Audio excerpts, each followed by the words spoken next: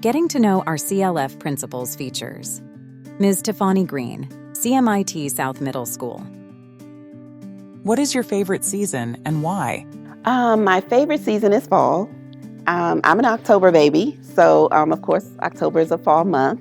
But also in my household, fall is a time for birthdays. Just about everybody in my house is born in the fall, with the exception of my husband and one of our 6 kids.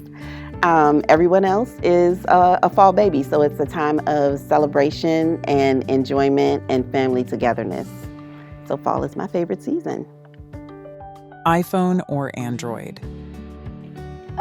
This is not a hard question for me. It is definitely iPhone. I love my Apple products. I feel like they are so user-friendly. And so I really, really, really love Apple products. Always have. This is a data-driven decision though. I did have an Android phone, and so it didn't work for me. So yes, it is iPhone all the way. What is your favorite food? It's really hard for me to choose a favorite food, but I would have to say international cuisine is like my favorite.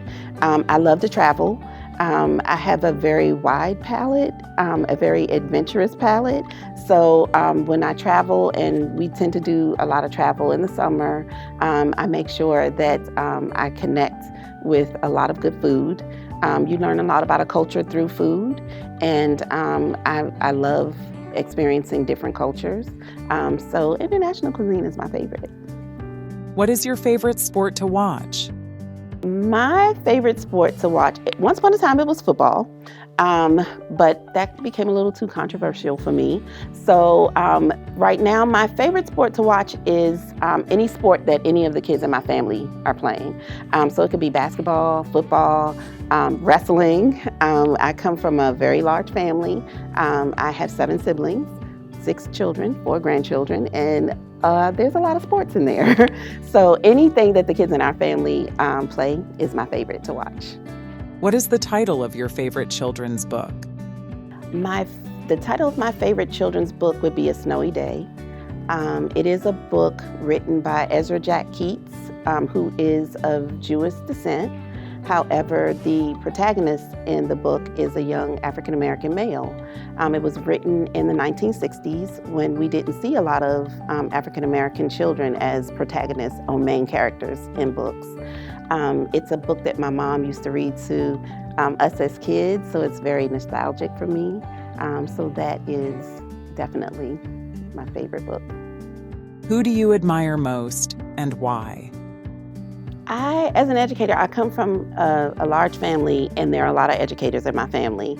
So it's hard to narrow down, but kind of easy at the same time. My mom, I would have to say, she's an educator. She just retired last year. She's been in education over 40 years.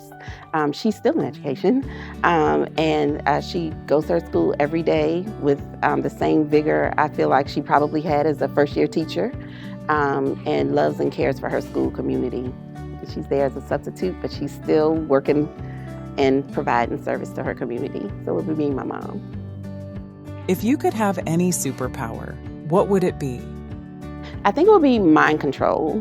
I think mindset is huge. I think if I could change the mindset of people who might need a little shift in their mindset from negative to positive, I think that would be the greatest superpower that I could have. What music genre or artist would you listen to on a road trip? It would have to be a mix of probably late 90s, early 2000s hip hop and R&B. I really like the artists doing that genre. It was a lot of upbeat music. If I was on a long road trip, I think that I would need that energy. And so that's what it would be for me.